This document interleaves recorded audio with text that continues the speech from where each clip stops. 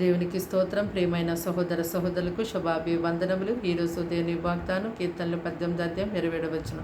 శ్రమ పడు వారిని నీవు రక్షించదువు. చూడండి, దేవుడి ఉదయకాల సమయమందు ఎంతగానో బలమైన వాగ్దానాన్ని మనకిచ్చారు.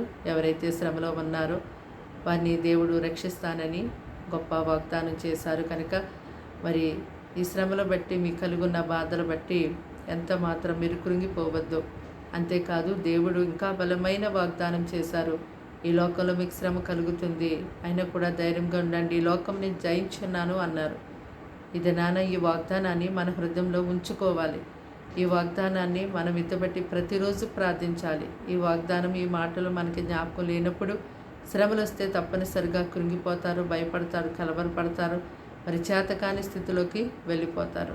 కానీ ఈ లోకంలో మనం బ్రతికినంత కాలం ఏదో ఒక శ్రమ ఎదురవుతుంటుంది. ఆ శ్రమల ద్వారా దేవుడు మనకి ఏదో ఒకటి నేర్పిస్తూనే ఉంటారు. కనుక ఈ సమయం మంది ఈ మాటలు వింటున్నటువంటి మీరందరూ కూడా ఎంతగానో శ్రమల్లో, బాధలు, ఇబ్బందులు పడి ఉంటున్నారేమో. దేవుడు తప్పకుండా విడిపిస్తారు, రక్షిస్తారు. మీరెంతగానో ధైర్యంగా ఉండండి, కృంగిపోవద్దు. దేవుడు గొప్ప సహాయకుడు. ఆయన తన యొక్క సన్నిధిలో నుంచి మీకు సహాయాన్ని పంపిస్తారు. ప్రార్థన. దేవాని స్తోత్రాలు. ఈ మాటలు వింటున్న బిడ్డల్ని కడిగి ముట్టి బలపరిచి దీవించి ఆశీర్వదించండి. ఆయుష్ ఆరోగ్యం ఇవ్వండి. వారి పిల్లల్ని దినమంతా పోషించండి. అప్పులు, సమస్యల, ఇబ్బందుల నుంచి విడిపించండి. పిల్లలు మీరే పోషించి నడిపించి సహాయం చేయమని సమస్తం నీకు అప్పగిస్తూ యేసు నామములో ప్రార్థన సమర్పించి వేడుకుంటున్నాం తండ్రి. ఆమేన్. ఆమేన్.